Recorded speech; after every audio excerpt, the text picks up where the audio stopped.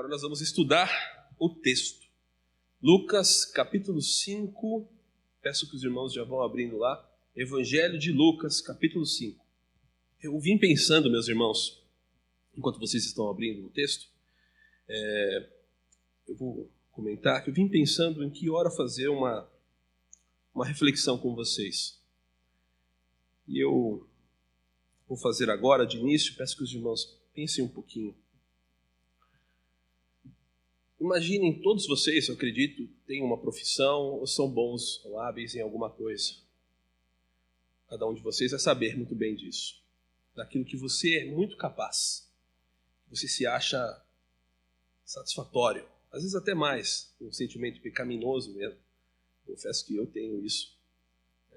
Infelizmente, não tem jeito.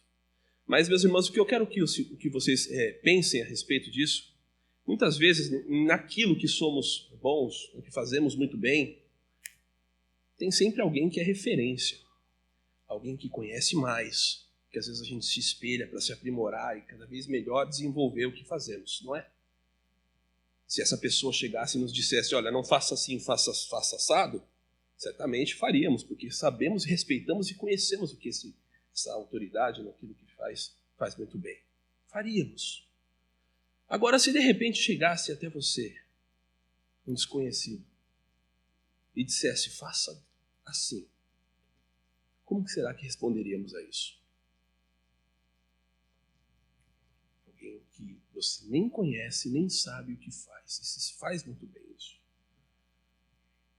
Os irmãos vão entender melhor isso com o correr do texto. Vamos fazer a leitura, Evangelho de Lucas, capítulo 5, farei a leitura dos versos 1 a 11. 1 a 11, diz assim o texto.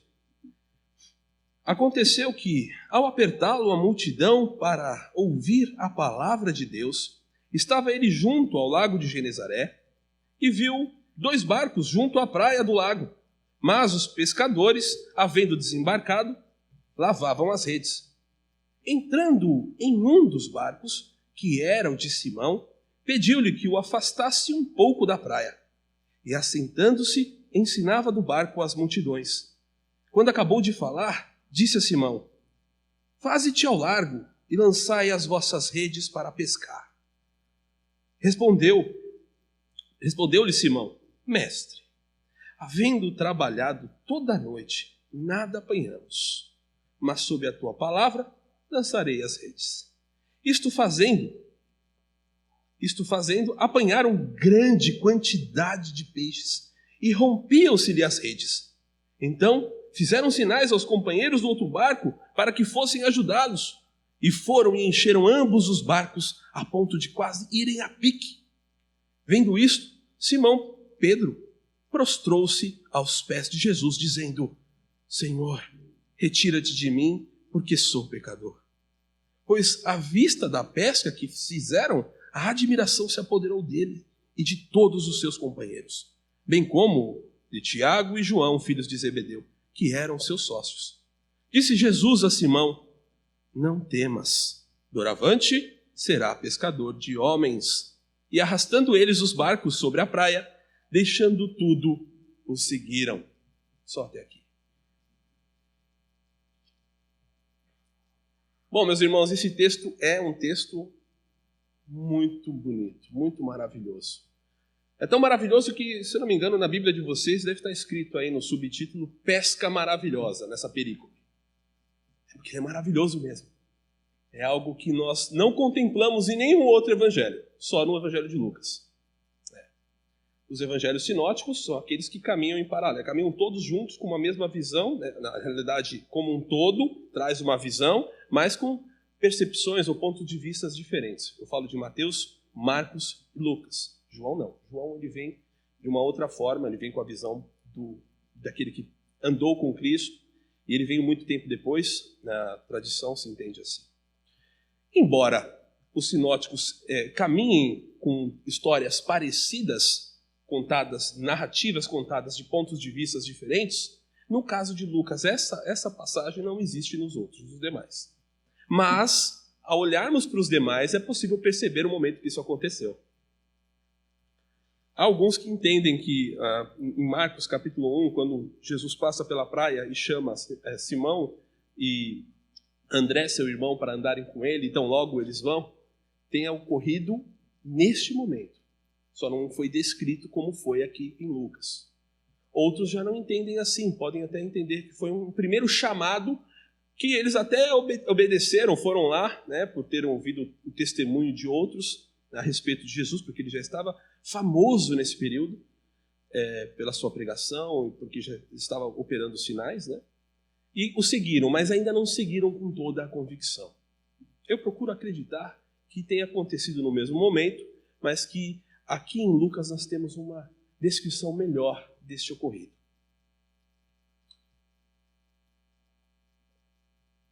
E o que eu quero com vocês aqui hoje, nessa noite, meus irmãos? Primeiro, estão os propósitos pintados de amarelo. Enaltecer a glória do Senhor Jesus.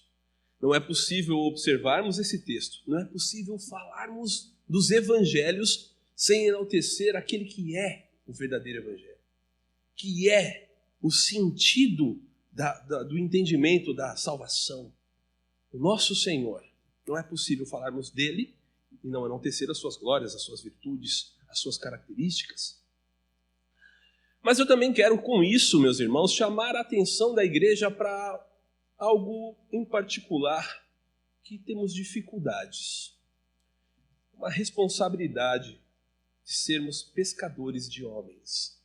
Porque isso não foi somente para os discípulos. Jesus nos incumbiu de responsabilidades no que diz respeito ao evangelismo.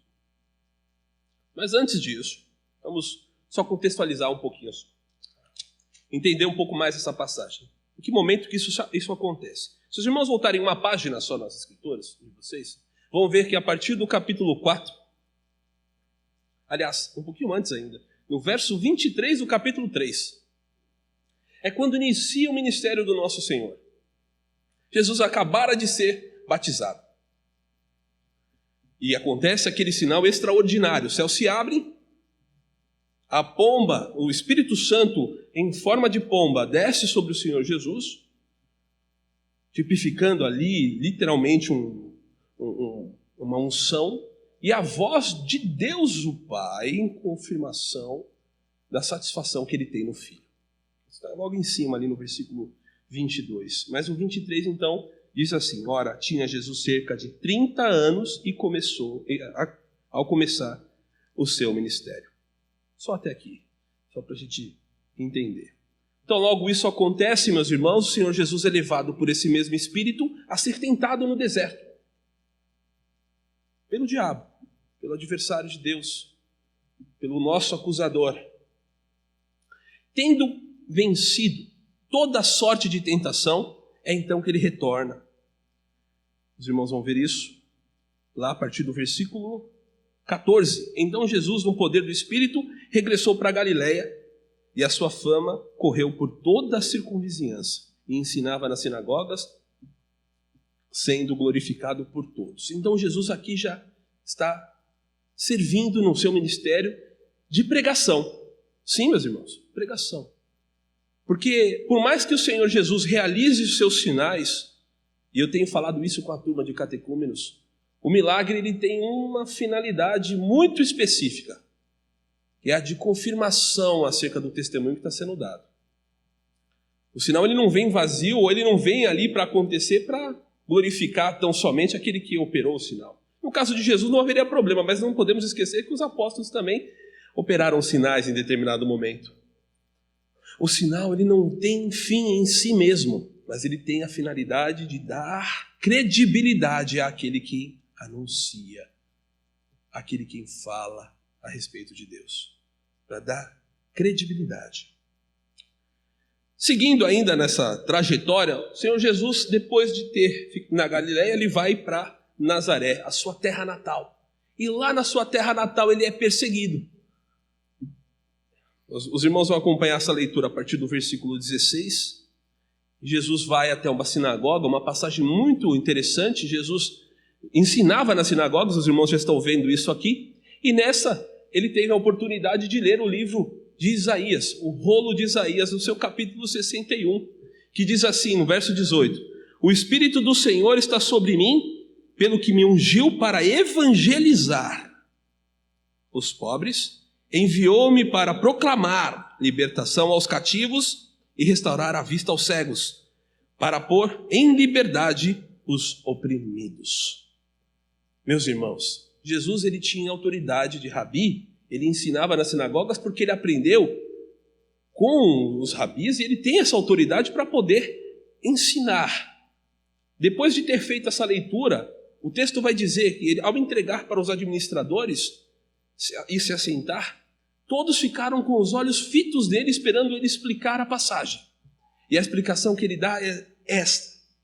Vejam ali, verso 21. Então passou Jesus a dizer-lhes: hoje se cumpriu a escritura que acabais de ouvir. Nossa, Jesus aqui diz com clareza: sou eu, o Messias. O que poderia acontecer? A gente espera, não, críticas e críticas. Os que estavam, os de Nazaré, começaram a criticá-lo. Mas não é esse o filho de José? Vamos supor que Jesus tenha caminhado nos passos do pai, aprendido a profissão do pai, o carpinteiro. O que ele está fazendo aqui? Não conhecemos sua mãe, seus irmãos? Não acreditaram no que ele estava dizendo e Jesus já respondeu a eles. A resposta de Jesus é essa, meus irmãos: nenhum profeta é bem recebido na sua casa. E vai citar duas passagens específicas. Vai dizer a eles: não foi assim no tempo de Elias? Primeiro livro dos Reis. Não foi assim no tempo de Elias, quando muitas viúvas estavam aqui, passando necessidade, tendo fome? Mas Elias foi mandado para uma viúva lá em Sidom, fora de Israel, a viúva de Serepta. E não foi assim também quando haviam muitos leprosos, se não me engano é isso que diz aqui o texto. Isso. Haviam também muitos leprosos, verso 27. Muitos em Israel. Mas Eliseu foi enviado ao Sírio, Naamã. Com isso, meus irmãos, a fúria toma conta deles, e logo no início do ministério do Senhor Jesus ali, eles já querem matá-lo. Já queriam matar Jesus. Levaram até um lugar alto e Jesus escapa por meio deles. Bom, então nós temos o momento em que ele desce até Cafarnaum. Cafarnaum é onde ele vai habitar por um certo tempo e vai ensinar as pessoas de lá. É uma região litorânea, porque o Mar da Galileia estava ali, que vai ser chamado por Lucas, curiosamente, como Lago de Genezaré. Só Lucas chama ele assim, mas nós entendemos em outros textos que é o Mar da Galileia. Um mar que havia muitos peixes, havia muitos pescadores, era um mar, era uma praia. Jesus habita ali e de lá passa a ensinar aos sábados, passa a fazer e cumprir o seu ministério. Mas eu quero chamar a atenção dos irmãos agora, a gente já chegar no texto, para um detalhe. Muitos sinais o Senhor vai operar nesse período em Cafarnaum. E também vai ensinar muita gente. De tal modo que as pessoas queriam impedir que Jesus fosse embora dali. Veja a partir do versículo 42. Sendo dia, saiu e foi para um lugar deserto. As multidões o procuravam e foram até junto dele e instavam, pediam a ele, para que não os deixasse. Ele, porém, lhes disse: é necessário que eu anuncie o evangelho do reino de Deus também a outras cidades, pois para isso é que fui enviado. Está aqui, meus irmãos, explícito qual é o objetivo principal do Senhor Jesus: anunciar o evangelho do reino de Deus, proclamar, ensinar.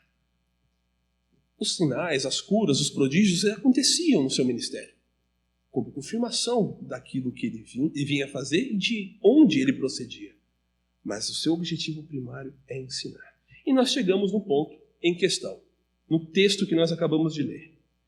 Tendo já essa noção do contexto, nós vamos agora passar para os pontos que eu quero destacar. Eu disse a vocês, meus irmãos, no início, que eu queria destacar, em primeiro lugar, as qualidades de nosso Senhor Jesus. E nesse texto, eu fiz isso de 5 formas. Nós vamos aqui ver 5 características gloriosas do nosso Deus, do nosso Senhor. A primeira delas é esta: Jesus é sabedoria prática. Sabedoria prática. E nós vamos aprender o porquê. Olhemos para o texto, por favor. Aconteceu que ao apertá-lo a multidão para ouvir a palavra de Deus, e aqui, meus irmãos, entendam que ouvir a palavra de Deus diz respeito ao evangelho pregado. A multidão estava interessada em ouvir. Eles queriam saber mais. Claro que tinham suas necessidades, mas estavam interessados no ouvir a palavra. Estava ele junto ao lago de Genezaré, e viu 2 barcos junto à praia do lago. Mas os pescadores, havendo desembarcado, lavavam as redes. Entrando em um dos barcos, que era o de Simão, pediu-lhe que o afastasse um pouco da praia. E assentando-se, ensinava do barco as multidões. Só até aqui, por enquanto. Onde então nós vemos aqui a sabedoria prática do Senhor Jesus? Jesus estava sendo comprimido. Imaginem vocês. Eu não posso imaginar a estatura do Senhor, mas vamos supor que seja igual a de qualquer homem, né? Uma faixa de 1,80 m.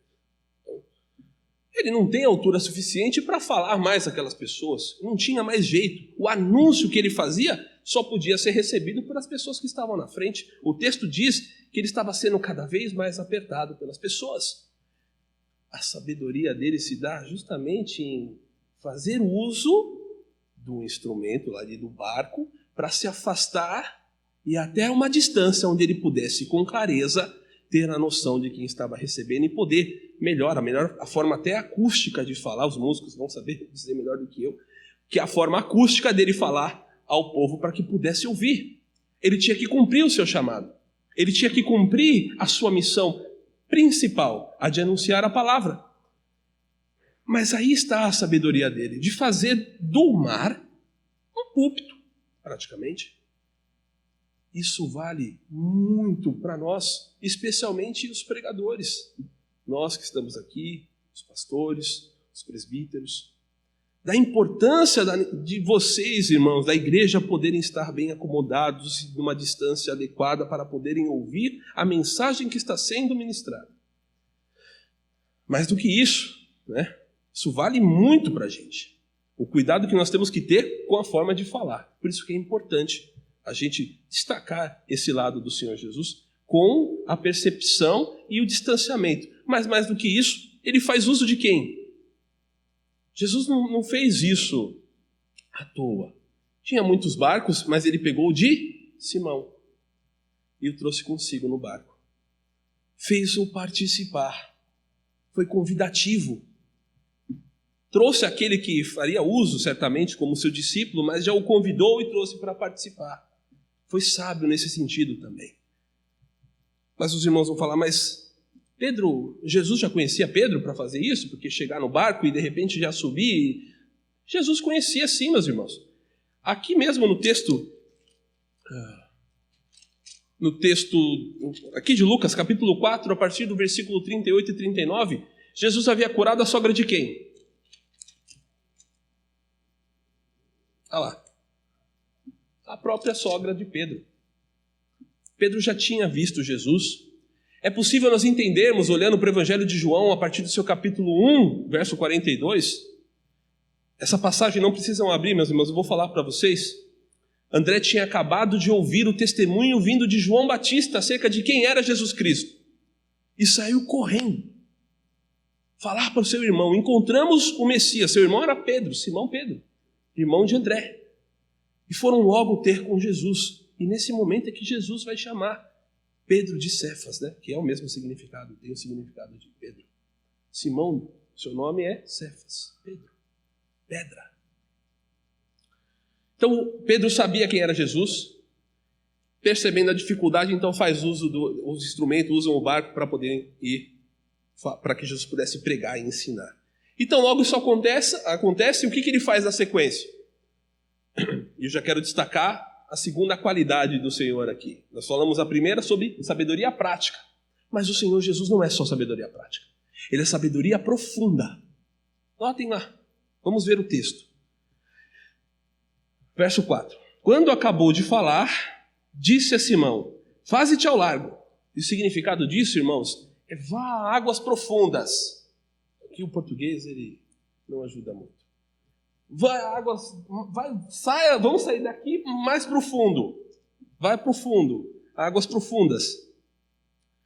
Faze-te ao largo e lança as vossas redes. Perceba que aqui ele fala no plural, vossas. Não é só a rede de Pedro.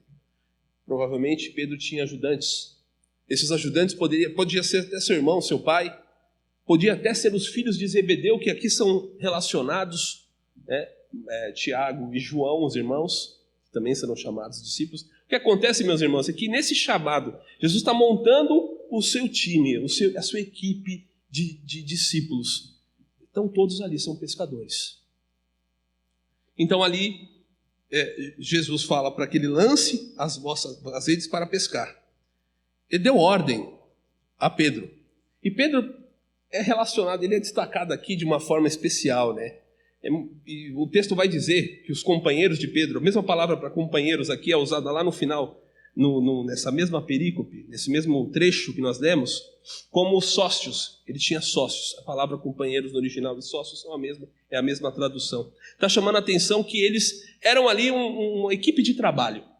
E muito provavelmente Pedro era o chefe, ou pelo menos era o líder, o capitão ali deles.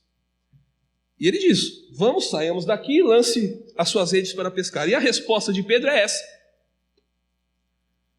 Verso 5, respondeu-lhe Simão Pedro, mestre, havendo trabalhado toda a noite, nada apanhamos, mas sob tua palavra lançarei as redes.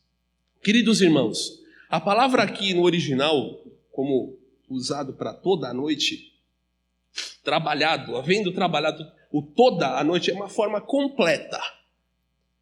A ênfase tem que ser maior. O trabalho foi de modo completo. Não teve um minuto à noite que a gente descansou e não lançou rede. Pensemos comigo, meus irmãos. Se a gente vai obedecer a alguém que tem autoridade ali, a gente não questiona, a gente não fala nada. A gente só lança. Pedro fez questão de dizer. Eu coloquei até ali que ceticismo e fé se chocam. A reflexão que eu fiz os irmãos terem no início dessa pregação é isso. Pedro é pescador, é o líder ali talvez deles, como pescador. É o que tem maior autoridade, é o que sabe muito bem o que fazer. Quando entra alguém que ele conheceu há pouco, tudo bem, né? Curou a minha sogra, né? Ajudou e tal, mas está querendo me ensinar a fazer o que eu faço a minha vida toda. Por isso que ele usou o termo mestre. É respeitoso, sim, meus irmãos. Ele não estava desmerecendo, né? Há alguns estudiosos que entendem aqui que Pedro foi até irônico no falar. Eu não procuro pensar na ironia, mas eu penso assim, olha, eu vi o que ele fez, pensou consigo mesmo, eu não tenho nada a perder, vou lançar a rede mesmo, sabe? Senhor, nós trabalhamos toda a noite, mas eu vou fazer lançar as redes. Eu vou lançar para ver o que dá. Já era dia, já era perto do meio-dia, mais ou menos, aqui o horário. Eles já estavam cansados, não tinham pescado nada, não tinham obtido o seu sustento. Aqui Jesus mostra a sua sabedoria profunda, porque ela não pode ser observada na praticidade das coisas. Não é uma coisa tão simples de ser notada. Ao dizer, mova daqui, vai até lá no fundo e lance as suas redes, Jesus sabia com a onisciência que tem, com a condição que tem, aonde estariam os peixes. Jesus poderia até mesmo fazer os peixes aparecerem ali. E assim acontece. Primeiro, Jesus é sabedoria prática. Jesus, segundo, é sabedoria profunda. E terceiro, Jesus é extremamente generoso.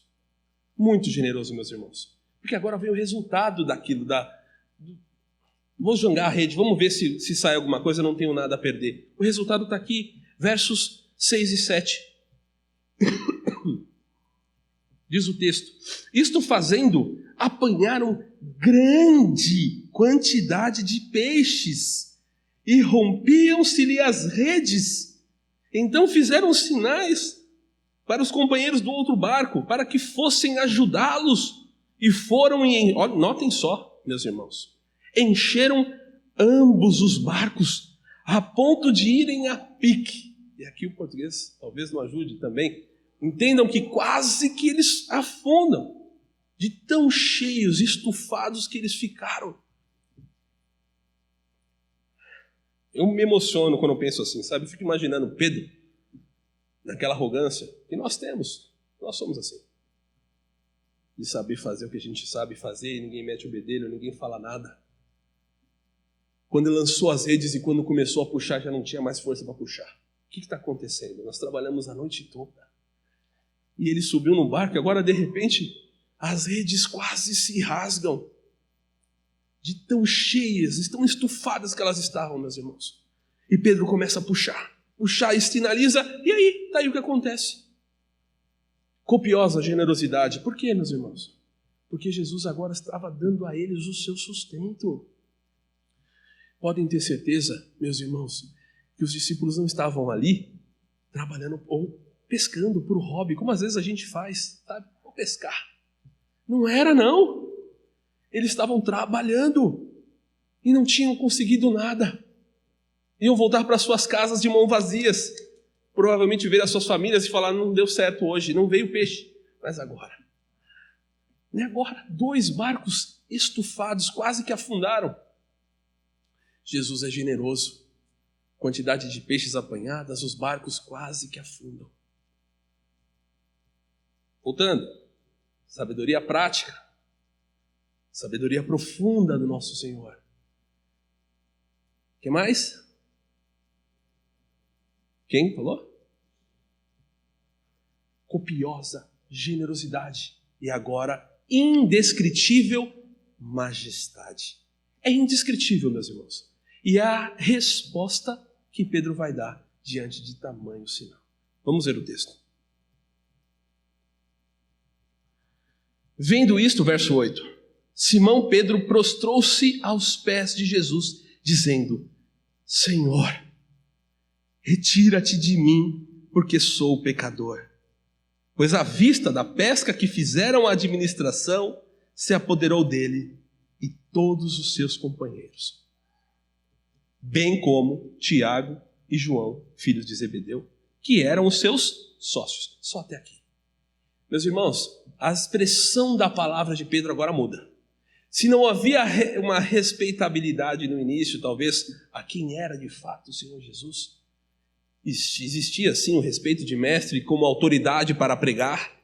Agora ele chama o Senhor de Senhor. E isso tem muito significado, queridos irmãos, porque a Septuaginta, que é um livro, a tradução do Antigo Testamento, que foi feita no passado pelos macedônios, enfim, foi feita a tradução passada do hebraico para o grego. Era um livro comumente estudado naquele período. E referia-se a Deus como, toda vez que o nome aparecia, Senhor. O nome Yahvé, na Septuaginta, foi traduzida como Senhor.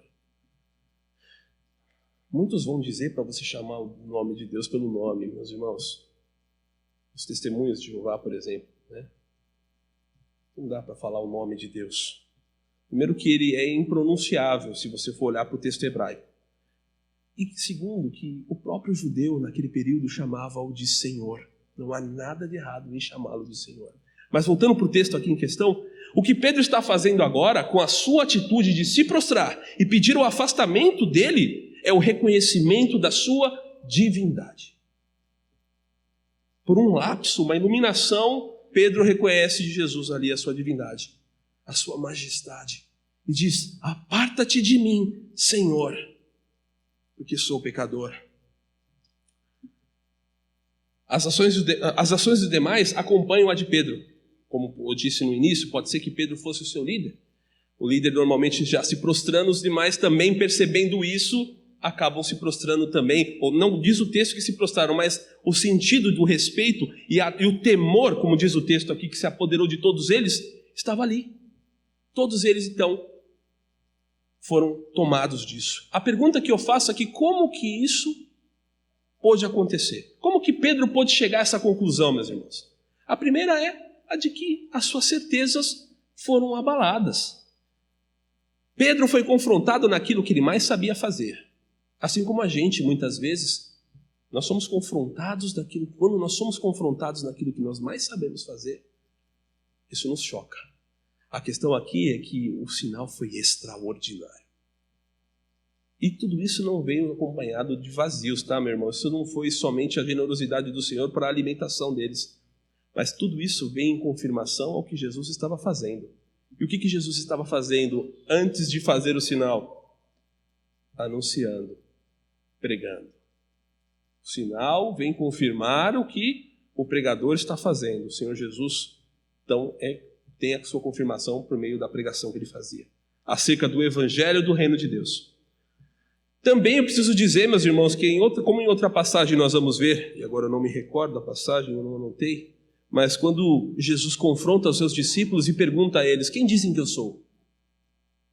Os discípulos vão dizer, é o profeta,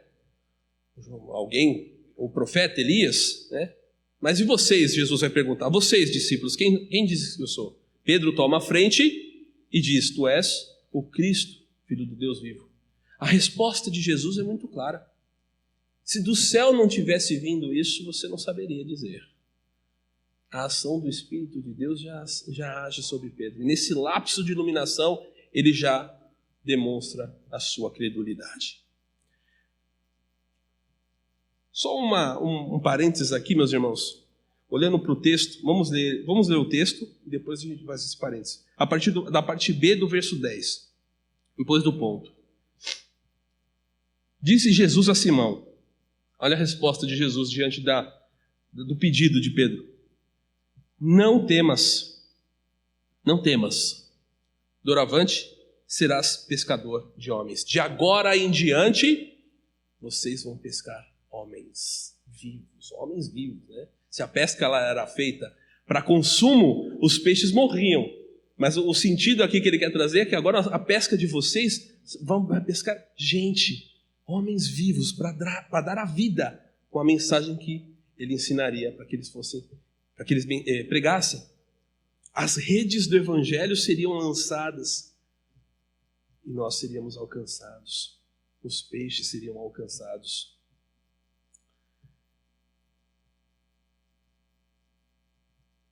E verso 11, e arrastando eles os barcos sobre a praia, deixando tudo, os seguiram. Aqui fica claro que eles deixaram tudo lá. Pode ter certeza que alguém tomou conta dos peixes. Zebedeu provavelmente estava no time ali, o pai de Tiago e João, tinha muita gente, multidão, as famílias, não ficou abandonado para apodrecer, mas mostra que os discípulos largaram tudo para seguir Jesus. Eu quero, para finalizar, que esse é o último ponto, enaltecer a característica de Jesus no sentido das missões. Jesus é muito preocupado com isso. Por isso que ele usou desse exemplo para que Pedro e os demais pudessem perceber que o que havia acontecido ali agora, como um sinal de crescimento, enchimento das redes, aconteceria com eles, só que com a pregação direcionada a homens, pescadores de homens. Lembrando as 5 características de Jesus, quanto à sua sabedoria prática, sabedoria profunda, sua copiosa generosidade, sua majestade indescritível e sua preocupação com as missões. Só fechando aqui, meus irmãos, para isso foi que Jesus veio. Eu coloquei ali embaixo, para isso que Jesus veio. Nós vimos isso.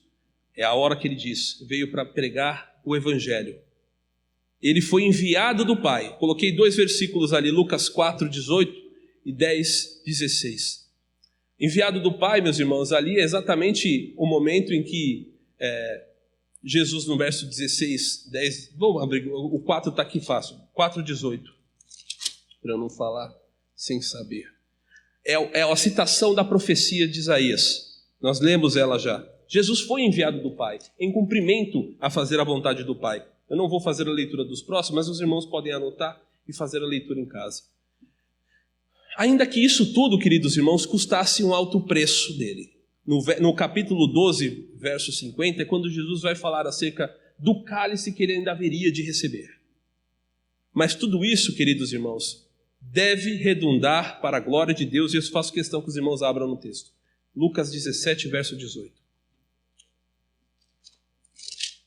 Essa passagem é aquela que o Senhor cura os 10 leprosos.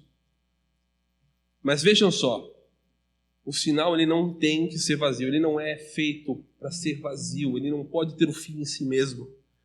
Note lá no versículo 18 do verso 17, a resposta. Não houve porventura quem voltasse para dar glória a Deus, senão a este estrangeiro. E disse-lhe, levanta-te e vai, a tua fé te salvou. Houve salvação para aqueles dos 10 leprosos que foram curados, o único que voltou era o estrangeiro. Mas onde está a ênfase que eu quero dar? É a glória a Deus. Então, para fechar, queridos irmãos, eu queria fazer algumas reflexões com vocês da maneira prática. A gente já fez aqui um belo estudo. Eu gostaria que os irmãos refletissem sobre a questão do evangelismo. Porque a pergunta que salta à mente quando a gente vê textos como estes, em que o Senhor Jesus nos comissiona, ou que o Senhor Jesus demonstra que a competência dos seus discípulos é a de serem pescadores de homens, onde estão os pescadores de homens dos nossos dias? Quem são esses pescadores de homens dos nossos dias? Vocês sabem dizer, queridos? Somos nós. Nós somos alcançados e nós temos a responsabilidade de pregar. Também, queridos irmãos, queria chamar a atenção porque às vezes a gente, nesse mesmo sentido do evangelismo e da necessidade da pregação, muitas vezes a gente não lança as redes do evangelho. A gente não lança porque a gente não acredita que vai ter resultado. A gente dá uma de Pedro. Ou pior, né? Não vou lançar, usa aquela desculpa, não vou lançar pérolas aos porcos. Faça isso, meu irmão. Lembra-te de quem é o seu Senhor. Lembra-te de que Ele pode surpreender também. Não se intimide de evangelizar o teu amado, a tua pessoa do seu lado que não conhece a Cristo, o teu familiar, o teu amigo do trabalho. Nosso papel é evangelizar, não de converter. Que isso fique bem claro, a ação é de Deus. Todavia, de trazer os peixes, né? Todavia, a nossa responsabilidade é de pregar. Não se esqueça ali, ó, eu coloquei o verso 5, a parte B do versículo 10, que Jesus, em resposta à afirmação de Pedro, reconhecendo a sua divindade, que esse é algo que nós faríamos, foi de não temas.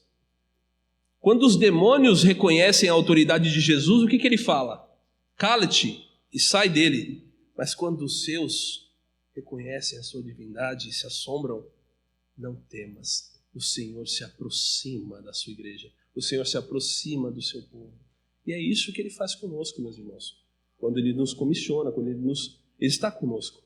Quer mais um texto? Para o fim? Mateus 28, 18 a 20. O Senhor está conosco, queridos. Mateus 28, 18. Para fechar. É uma passagem muito conhecida. Diz assim o texto: Jesus, aproximando-se, falou-lhes dizendo: toda autoridade me foi dada no céu e na terra.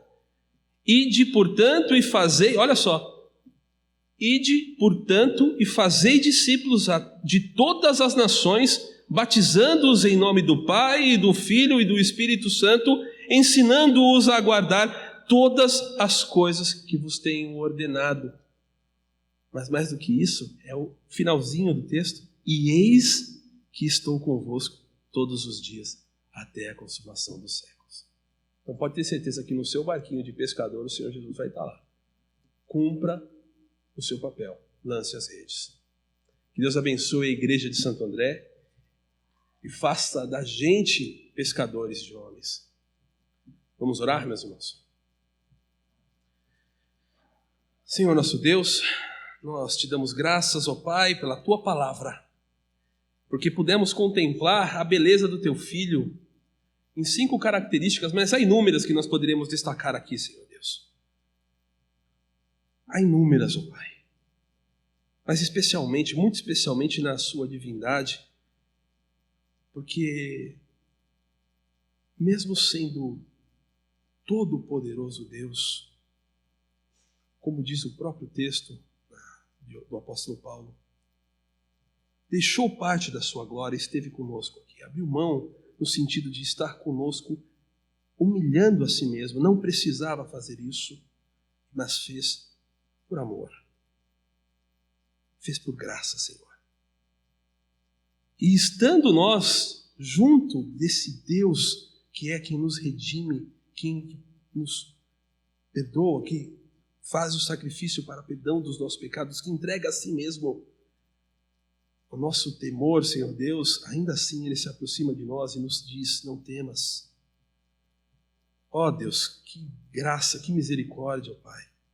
Obrigado por isso, Senhor Deus. Obrigado porque nós temos o perdão de pecados em Cristo. E mais do que isso, nós temos a responsabilidade, Senhor Deus, de fazer conhecido a mensagem do Teu Evangelho. O Evangelho do Reino. Porque nós seguimos o exemplo do nosso Mestre, do nosso Senhor Jesus.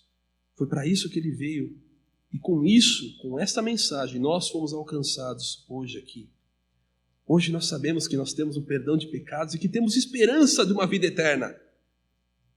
Agora, Senhor Deus, ajuda-nos, porque nós somos falhos e muitas vezes tememos de anunciar essa verdade. Tememos de falar acerca do Teu Filho, ó Pai.